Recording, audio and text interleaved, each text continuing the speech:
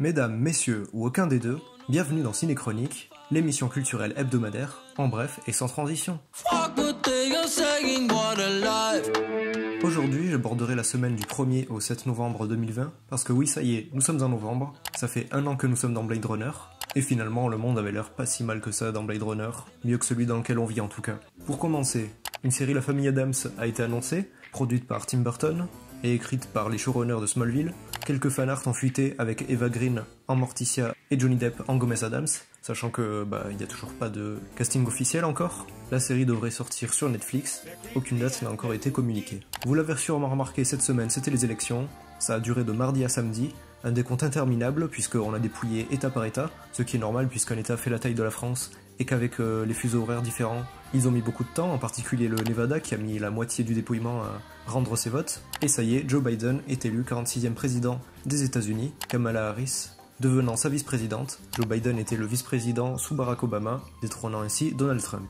Donald Trump qui lui pendant toute la semaine a renié toute défaite, allant jusqu'à partir jouer au golf alors qu'il venait de se faire battre par Joe Biden. Il a affirmé que si on devait lui faire quitter la Maison Blanche, ça serait par la force, ce qui fait qu'on attend tous une vidéo de lui en train de crier et pleurer en se faisant éjecter de la Maison Blanche. Un démocrate a repris le pouvoir, Lady Gaga était en pleurs au moment de l'annonce de sa victoire, et on aura pu apercevoir le réalisateur Spike Lee fêter sa victoire dans les rues de New York. Les chasseurs pourront bénéficier de dérogations au confinement, alors que les librairies n'ont pas le droit d'ouvrir. Les chasseurs ont le droit d'aller tuer des animaux, ce qui est normal si c'est à but alimentaire. Le rappeur Travis Scott a supprimé son Instagram parce qu'il avait publié une photo de lui en costume de Batman pour Halloween, sauf que ses fans se sont tous foutus de sa gueule et il en a eu tellement honte qu'il a supprimé son compte Instagram. Un article voté par les députés de La République En Marche a été voté le 4 novembre, visant à légaliser la surveillance par drone et interdire au public de diffuser l'image de policiers. Alors qu'il y a seulement 2 mois, un documentaire entier, à savoir Un pays que se tient sage, est sorti au cinéma pour dénoncer justement les violences policières en montrant ces images. Le gouvernement a dû le remarquer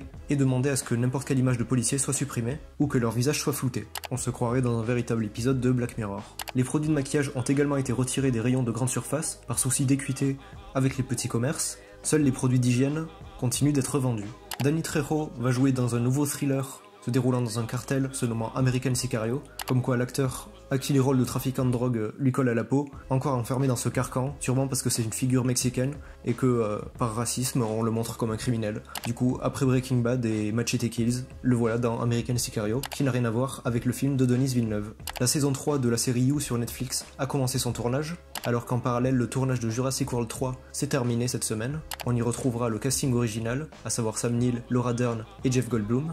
Puisqu'on est en novembre, c'est aussi ce mois-ci que les droits de Daredevil vont revenir à Marvel Studios, ce qui leur permettra peut-être d'inclure le personnage dans le MCU, sachant que la série Netflix s'est terminée il y a déjà quelques années. Des fans de James Bond ont voulu récolter 600 millions et racheter le film No Time to Die pour le faire sortir sur une plateforme de streaming, que ce soit Netflix, Amazon Prime ou Hulu, peu importe, tant qu'ils ont le film maintenant et pas en avril. Pierce Brosnan et Helena Bonham Carter ont été annoncés pour jouer dans une comédie romantique au cœur des années 1910, à la veille de la Première Guerre mondiale. Ça peut être intéressant. Une réunion entre James Bond et Bellatrix Lestrange, ça se refuse pas. Isabelle Fuhrman va reprendre le rôle d'Esther dans un préquel d'Orphan, le film d'horreur dont le titre français est Esther, sur une naine sociopathe se faisant passer pour une enfant afin de tuer ses parents, va en effet avoir droit à un préquel. Le film avait fait couler pas mal d'encre lorsqu'on avait une rumeur selon quoi une véritable naine s'était effectivement fait passer pour une enfant et avait tenté de tuer ses parents il y a 1 an. Un costume Godzilla est désormais disponible sur le jeu Fall Guys. Harrison Ford a rendu hommage à Sean Connery en disant que la scène qu'il a pris le plus de plaisir à tourner était celle de la course-poursuite en sidecar, qui est la scène d'action la plus iconique du film réunissant les 2 personnages. Un couvre-feu a été réinstauré à Paris, en plus du confinement, sachant qu'on est déjà confiné, du coup c'est complètement stupide de rajouter un truc en plus d'un autre truc. C'est comme un jeu vidéo mal développé et du coup tu rajoutes un peu de mouvement de couilles de chevaux pour faire croire que ça passe. Netflix a récupéré les droits du film d'action bessonien Ava avec Jessica Chastain, qui sortira donc le 1er décembre sur la plateforme. Le film a l'air d'un potentiel nanar, et dans la même vibe que Anna, sorti l'année dernière, le dernier film de Luc Besson, ou encore Nikita, mais il n'est pas réalisé par Luc Besson. Il était Slimane dans Rabbi Jacob, mais également la voix française du Professeur Rogue, ou encore Tommy Lee Jones dans Men in Black. Claude Giraud est décédé à l'âge de 84 ans ce mardi 3 novembre. Triste année pour le doublage, qui nous a vu perdre également Patrick Poivet et Roger Carrel. Courtney Cox, actrice de Friends, est passée chez le coiffeur. Elle s'est refait le look de Gale pour Scream 5, reprenant donc son rôle iconique. Castle Rock, la série télé crossover entre toutes les œuvres de Stephen King, a été annulée après 2 saisons. Elle était disponible sur la plateforme Hulu et n'aura donc pas de suite. Le scénariste des vieux films Tortue Ninja, Bobby Herbeck, a annoncé qu'il aimerait faire une suite dans la continuité des vieux films, avec les mêmes costumes, les mêmes effets spéciaux. Il a dit, je cite, « Imaginez ce qu'on pourrait avoir avec la technologie actuelle si on refaisait ces costumes. » Christopher Nolan s'est dit satisfait du box-office de Tenet, même si Warner Bros est déçu, ce qui lui fait peur parce qu'il pense que Warner Bros va perdre foi en Christopher Nolan et le cinéma, préférant sortir leurs films sur des plateformes de streaming. Le boom du confinement est bel et bien terminé pour Netflix, qui n'a gagné que 2,2 millions de nouveaux abonnés au cours du troisième trimestre de 2020, contre 6,8 millions sur la même période l'année dernière. L'Oregon est devenu le premier État des États-Unis à légaliser toutes les drogues, incluant la cocaïne, l'héroïne et la meth, à usage personnel. Le parc Astérix a redistribué 13 palettes de produits frais, légumes, viande, crèmerie et fromage, au Resto du Cœur, du Compiègne, afin d'éviter le gaspillage alimentaire. Le parc est temporairement fermé suite aux décisions du gouvernement. Ça y est, la vidéo des 11 ans du joueur du grenier est sortie, ou en tout cas sa première partie. On y retrouve Mathieu Sommet, qui fait son grand retour, ainsi qu'Antoine Daniel, une vidéo de 3/4 d'heure, supérieure à la vidéo d'Harry Potter. On attend la partie 2 pour décembre, qui devrait se concentrer sur les locaux d'Infogrames, ainsi qu'un retour à Poudlard. On a pu également apercevoir dans la vidéo Chez Chounet, Florent Dorin, interprète du Visiteur du Futur, ou encore Julien Josselin, dans une même scène, ainsi que la voix de Richard Darbois, voix française de Buzz l'éclair, le génie dans Aladdin, ou encore Harrison Ford. Le très attendu The Green Knight, prochain long métrage de David Lowery, à qui on devait A Ghost Story en 2016, a été classé Rated R pour violence, sexe et nudité. Rated R étant l'équivalent de nos avertissements pour les moins de 10 ans, 12 ans, etc., sauf que là ça concerne les moins de 13 ans. La nouvelle production d'A24 avec Dev Patel n'a cependant toujours pas de date de sortie. Le film Bob l'éponge 3, Éponge en eau trouble, est sorti jeudi sur Netflix. Le film est visuellement magnifique, on retrouve parfaitement l'univers de Bob l'éponge, avec cet aspect un peu cel shading, comme si c'était de l'animation traditionnelle mais en CGI, qui avait été introduite par le film Snoopy et les Peanuts, et non pas Into the Spider-Verse, qui a quand même révolutionné le genre, et le milieu de l'animation. On y retrouve Keanu Reeves, qui a un rôle plus important que Snoop Dogg et Danny Trejo, qui font seulement un caméo. Le film est cependant à peine sympathique, j'aime bien Bob l'éponge, mais je ne vois ce film que comme un teaser pour leur prochaine série Cancoral, qui se concentrera sur l'enfance de nos héros, qui se rencontrent tous dans un camp de vacances, alors qu'ils n'ont que 10 ans, puisque plusieurs flashbacks sont présents dans le film dans ce même camp, un spin-off qu'avait désapprouvé Stephen Hillenburg, le créateur de Bob l'éponge, avant son décès, et on se retrouve avec un film qui en fait le teaser. Puisqu'on parle de Netflix, le même jour la plateforme a testé une nouvelle fonction directe, uniquement via le navigateur web. Elle permet de regarder des programmes définis à toute heure de la journée, soit exactement ce que fait la télévision. Netflix se croit révolutionnaire, mais ils reviennent en arrière avec des concepts qui existent déjà depuis 70 ans. Dans The Walking Dead, Hilary Burton, aperçue notamment dans Les Frères Scott et Grey's Anatomy, incarnera Lucille, la défunte femme de Negan, à qui il a donné son nom à sa batte de baseball entourée de fils barbelés. Un choix parfait puisque les deux acteurs sont également mariés dans la vraie vie. Disney+ a dévoilé la bande-annonce de Lego Star Wars Joyeuse Fête, en streaming dès le 17 novembre sur Disney+, une sorte de holiday special en Lego dans l'univers de Star Wars, fêtant encore une fois le jour de la vie, ce même événement qui avait été fêté dans le holiday special que George Lucas a tenté de faire disparaître pendant des années, ce fameux nanar sorti entre les épisodes 4 et 5, qui avait marqué la première apparition du personnage de Boba Fett. Kristen Bell et Jonathan Groff vont jouer dans Molly and the Moon, une comédie musicale, ou plutôt un drame musical, par les créateurs de How I Met Your Mother. Hugh Laurie, interprète de Dr House, et Emilia Clarke, interprète de Daenerys dans Game of Thrones, vont prêter leur voix dans une adaptation de The Amazing Maurice, livre de Terry Pratchett, en français Le fabuleux Maurice et ses rongeurs savants, une des aventures des annales du disque monde, le fameux univers d'Heroic Fantasy, inspiré d'une croyance indienne, véritable, selon quoi le monde est en fait un disque, se trouvant sur le dos de 4 éléphants, eux-mêmes se trouvant sur une tortue géante, naviguant à travers le cosmos. Voilà le concept du disque monde, et l'œuvre favorite des platistes.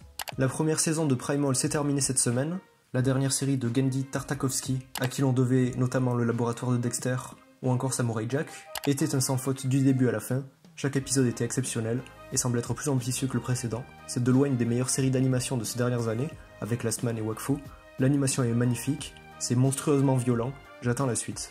Et puisqu'on parle de séries, cette semaine s'est également terminée la série 10%. La série française créée par Fanny Herrero s'est terminée après 4 saisons, ce mercredi 4 novembre.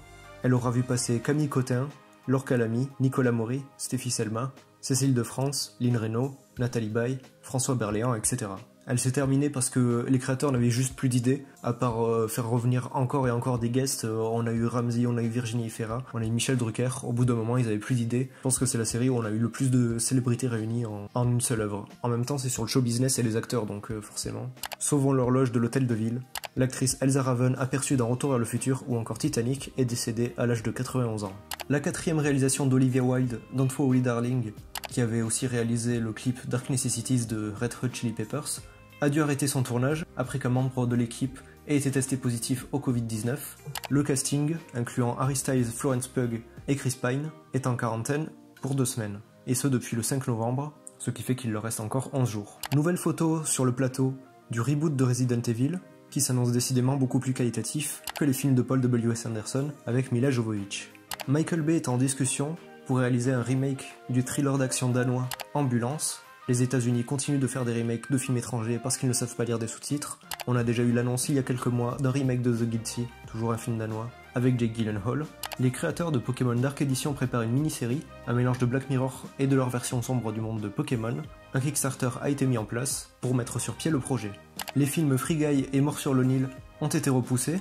Alors nous en France, on le savait parce qu'on est confinés, mais ils ont été aussi repoussés aux États-Unis en conséquence de la crise sanitaire. Le groupe de métal System of a Down, le premier groupe de métal que j'ai écouté de ma vie, sont de retour après 15 ans avec 2 nouvelles chansons et ça fait plaisir. Ils ne les ont cependant pas faites pour rien, ce sont des chansons engagées afin de faire don à l'Armenia Fund, le chanteur Serj Tankian étant arménien. Les bénéfices de ces chansons ont été reversés à cette association humanitaire qui vient en aide aux personnes impactées par la guerre entre l'Arménie et l'Azerbaïdjan. Serj Tankian critiquant également énormément le régime d'Erdogan en Turquie. Ces fonds ont été principalement récoltés pour les victimes du Haut-Karabagh, république autoproclamée de Transcaucasie, se trouvant entre l'Arménie et l'Azerbaïdjan, et victime du conflit. Le réalisateur Luca Guadagnino, à qui on devait Call Me By Your Name et le remake de Suspiria de 2018, va réaliser un remake du film de 2008 Retour à Brideshead, avec Ben Whishaw, Emma Thompson et Michael Gambon, cette fois-ci apparemment, selon des rumeurs, avec Andrew Garfield, sûrement pour remplacer Ben Whishaw, Joe Alwyn, Rooney Mara, Kate Blanchett et Ralph Fiennes.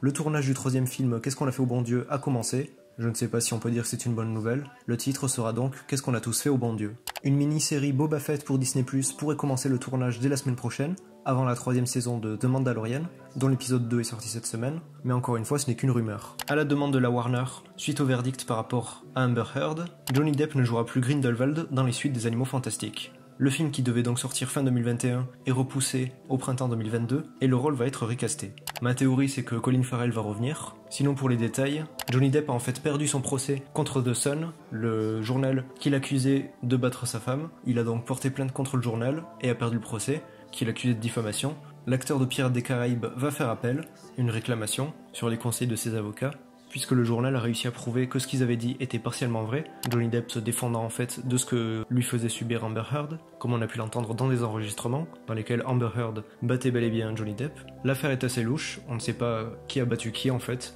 La dernière preuve c'était celle-ci, on avait eu aussi des photos d'Amber Heard avec des bleus sur le visage, disant s'être fait battre par Johnny Depp. En fait, les deux faisaient juste que se battre entre eux et faisaient croire que l'un battait l'autre. En tout cas, voilà, Johnny Depp ne sera plus dans les Animaux Fantastiques parce que Warner a considéré que ça leur ferait une mauvaise image et ils lui ont demandé de partir, ce qu'il a accepté. Après System of a Down, Patrick Sébastien a sorti une nouvelle chanson, intitulée Dans ton quoi, et je ne vous la ferai pas écouter par respect. Le studio de développement de jeux vidéo Square Enix a perdu 63 millions de dollars à cause du jeu vidéo Marvel Avengers, dont ils n'ont vendu que 3 millions de copies. Le jeu est un énorme flop, contrairement au film, puisqu'il ne propose rien et est un jeu assez exécrable, il faut se le dire. Un teaser pour le remake de Walker, Texas Ranger, avec Jared Padalecki pour remplacer Chuck Norris, a été dévoilé. La série sera diffusée sur la CW à partir du 21 janvier 2021. Un univers parallèle dans Star Wars? Des détails sur la série Star Wars avec un lead féminin annoncent que l'action se passera bel et bien dans un univers parallèle, alors que nous ne sommes jamais sortis de la galaxie, dans tout le canon de Star Wars, puisque le concept c'est qu'on est dans une galaxie, lointaine, très lointaine, et là au lieu de se balader dans le reste de l'univers, on part vers des univers parallèles parce que sûrement Disney n'a pas envie de respecter son propre canon. Déjà après avoir racheté Star Wars et Lucasfilm, ils ont décanonisé l'univers étendu pour en faire un Star Wars Legend et instaurer leur propre canon, et j'imagine que là maintenant ils ont envie de faire ce qu'ils veulent et du coup peut-être qu'ils veulent ramener Leia castée par quelqu'un d'autre et on va se retrouver avec un univers parallèle, c'est n'importe quoi. Enfin bref, le casting va être entièrement féminin et Marvel a également annoncé un film concentré sur toutes les super-héroïnes membres des Avengers. Electronic Arts et BioWare ont annoncé dans une bande-annonce un remaster de la trilogie Mass Effect qui devrait être disponible dès le printemps 2021. The Witcher a arrêté son tournage faisant suite à plusieurs tests positifs au Covid-19 parmi les membres de l'équipe. La production de la saison 2 est donc actuellement en pause. C'est tout pour aujourd'hui, on se retrouve la semaine prochaine pour de nouvelles news.